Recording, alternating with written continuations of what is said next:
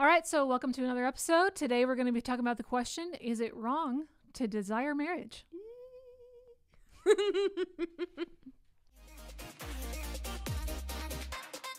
You are watching the Beyond Sunday podcast.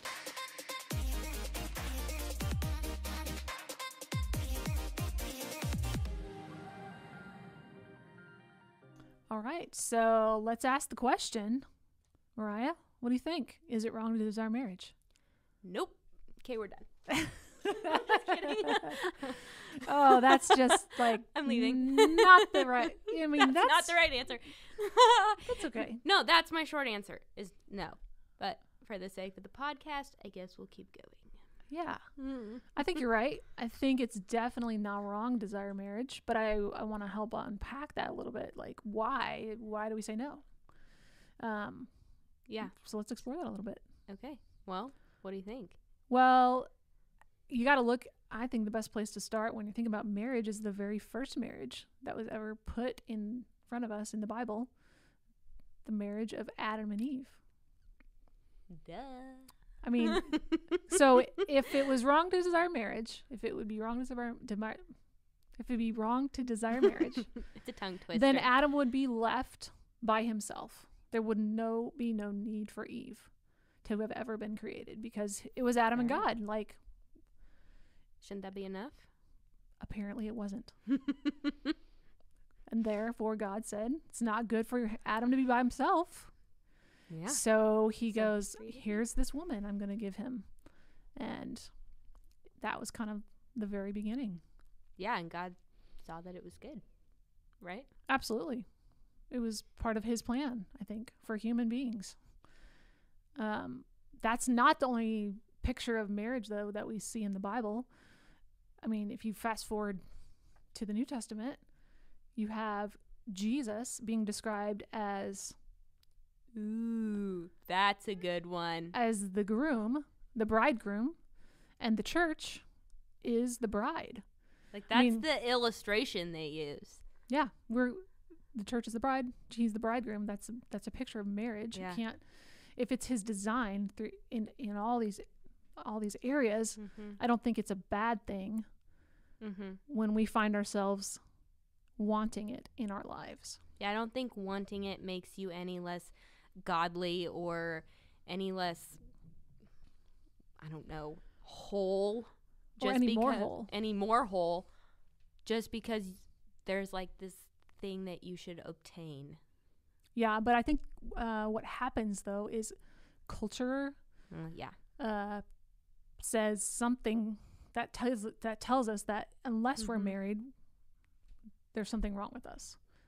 Yeah, and I think it's seeped into the church, sadly, and it's culture, and it's parents. Yeah, parent. I mean, and just for a little background, Natalie's married, I'm not. So you're getting both sides of the Yeah.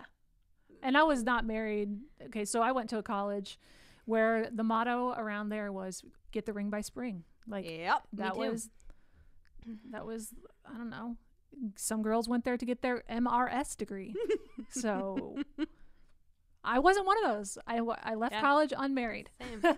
Yeah. And that doesn't make And that was like unheard of. Yeah. Yeah. So right there, it's culture being like, pressure. what'd you do wrong in college? Yeah. So then you go, well, I guess, if this isn't happening for me right now, maybe should be pursuing God, and then he'll bring me the person. Okay, that's a lie too, I think. Yeah. Yeah. But it's said a lot. Like, once you stop looking or once you learn the lesson that God is trying to teach you or whatever, then it'll happen. And it's also okay if you don't want to be married. Yeah, maybe not. Or maybe you you've don't been have that married desire. and you don't want to get married again. Like, I don't think marriage is like a bar that you're trying to reach. Achieve. Yes. I think it can also easily, though, along the same lines, turn into an idol. Oh, 100%. Then it gets a little bit unhealthy. Yes. When that's your complete drive, your focus, your yeah, it's about your heart, where your heart's at. Like, why are you desiring that? Yeah. Are you desiring it to, are you striving for something? Are you trying to achieve something?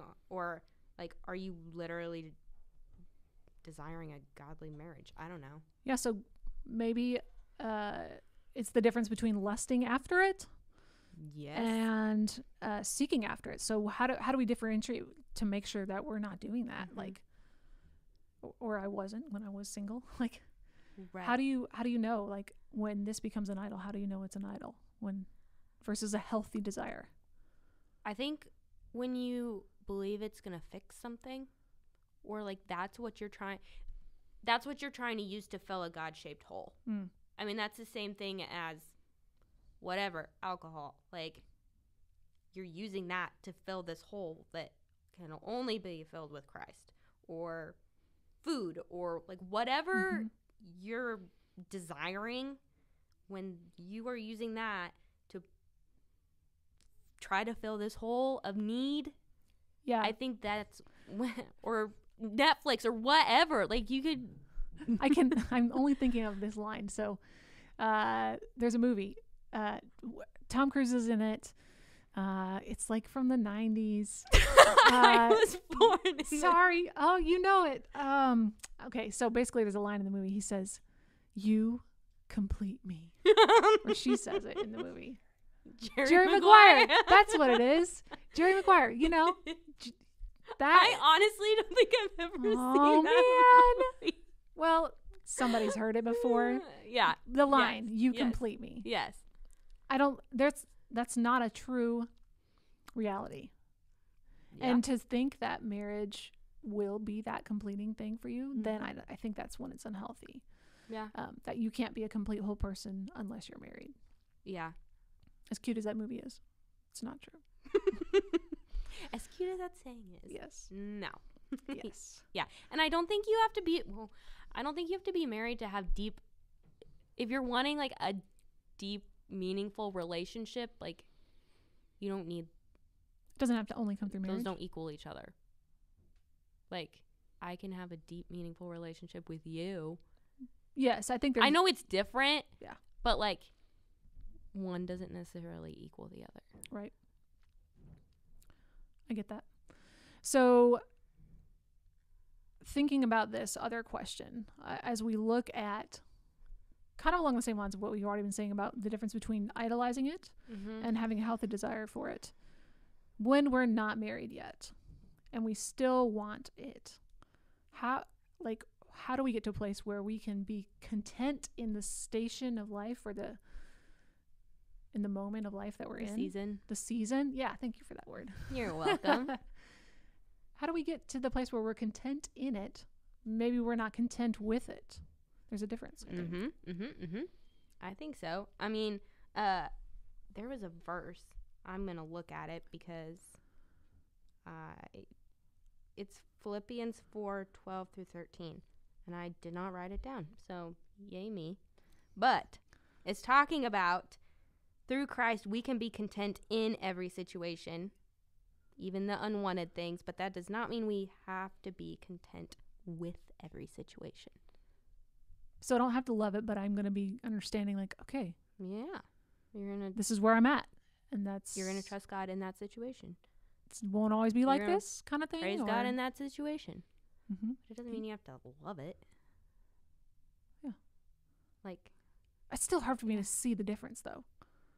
Fair. Content in versus content with. Help me understand that more. Okay, so let's use a different example other than being single or whatever. So say you are super sick and your body hurts. That's not fun. Like, you don't want to be there. Yeah. That's not what you want.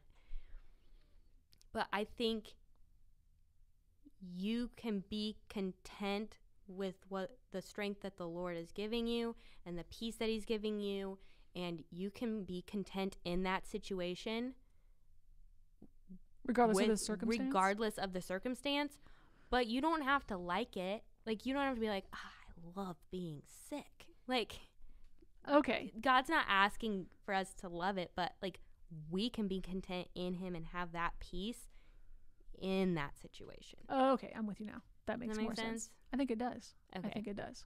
Yeah. It really helps me a lot. So I want to ask you this other question as we're kind of like talking about this still a little bit. Mm-hmm. A lot of times, men and women, they kind of beat themselves down because they have this desire for marriage. Like, if I just crush this, then it won't be a thing for me anymore, and then it'll happen. Yeah. How you think that's a good plan or not so great plan, or how do we get around that when we're like, okay, I have this desire, I feel like I shouldn't, I'm just gonna kill it, and then maybe it'll happen? I think you're fooling yourself if you think you can just like squash something and never feel it again. Like, we're human and we're not perfect, and so I don't think you can just be like, I'm never gonna feel this again, and just It's because it's a desire, right? Exactly. Like, we're sinful people, and so I don't necessarily think that's the answer, is to just stuff it down. Like, I think it's okay to feel it. Yeah. You just, like we were saying before, you don't want it to be an idol. Yeah. I think that's good. Yeah. But I don't think it's not like a sinful thing to desire that. Right. I don't know. All right. That's what I think. That's pretty good. Yeah. So one more thing. If you're not married yet. Oh, you got a question? Yeah, for you. Oh, ask me away. I love this. Yeah. So you've been on both sides of the spectrum now. Yes. So what do you wish you would have been told, or what do you wish you would have known before you got married? Well, I got married, like I said, after college. I was 27, I believe, when it's been married almost 11 years now. So I think I was 27 when I got married. So it was a while before that happened in my life, and I know I desired it. Yeah. I remember I had conversations with my mom about it, and all the things that we've kind of been talking about in this episode. To myself, I think I would have said, trust in God's timing, and don't try to make it happen, because I was tempted to just probably settle more than once and go, well, I guess here's a guy. let's pick him, or like, thankfully it didn't go farther than dating, but yeah. I mean, those thoughts crossed my mind. Yeah. But don't do that. Was anything worth it if it's not in God's timing? Nope. I mean, no, definitely not. But I think we like to sometimes run ahead of him. For sure. 100% of the time. I've been tempted to that in my life, not just in the desire for marriage, but in a lot of things. Right. Thinking that I know better. Oh, yeah. No better than God. How arrogant of God. Yeah. And I've done this too. I'm just being right up honest with all y'all. I've tried to make bargains. Oh. Like, I've said, I will do this if you do this. Yeah. I don't think God bargains with us. No. And the one time I did that. Did you have to eat your words? Yes. I did the thing, and then the relationship didn't end up working out. And I was like, tricked me into this. So I've not bargained with him again. Maybe not that one. So don't do that. Don't run ahead of God. Don't bargain with God. Right. You just got to sit there and be content in. Yeah. Yep. As hard as it is. Yeah. We are humans. I still think, though, back to the first part, if it's a desire that he has, it's a design that he's created. Yeah. It's not wrong to desire it. It's true. And when it happens, when the day comes, then it'll be perfect and beautiful. More than if we had ever tried to force it or bargain for it or whatever. When you have to remember, God wants to give us good gifts. Absolutely. It's not like he's withholding something. No, but it probably feels like that though. Yeah. I know I felt that in those days. Is like, my best friends are all married. Mm-hmm. What in the world is wrong I'm with me? being lapped again. Mm-hmm. Yeah. And then they started having babies, and I was still there single. And I'm being lapped again. Yeah. And then there's another baby, and I'm being lapped again. Thanks, God. What are you doing? I trust you. I trust you. Those I are trust real you. thoughts right there. It is. I don't think you have to be ashamed about those thoughts. Right. Because you know what? God wants us to be honest with him. Mm-hmm. I don't think we have to put on a pretty face before him and say, thanks for this. This is so great. Good. Yeah. I think he can handle it. It's true. So. Yeah. Well, that is what we have for today. Hopefully you found something to be helpful. And if you have questions, say something in the comments. We want to keep this conversation going. Like, share, subscribe. We'll catch you next time. And we'll catch you next time. See ya. This has been another episode of the Beyond Sunday podcast. And don't forget, like, share, and subscribe.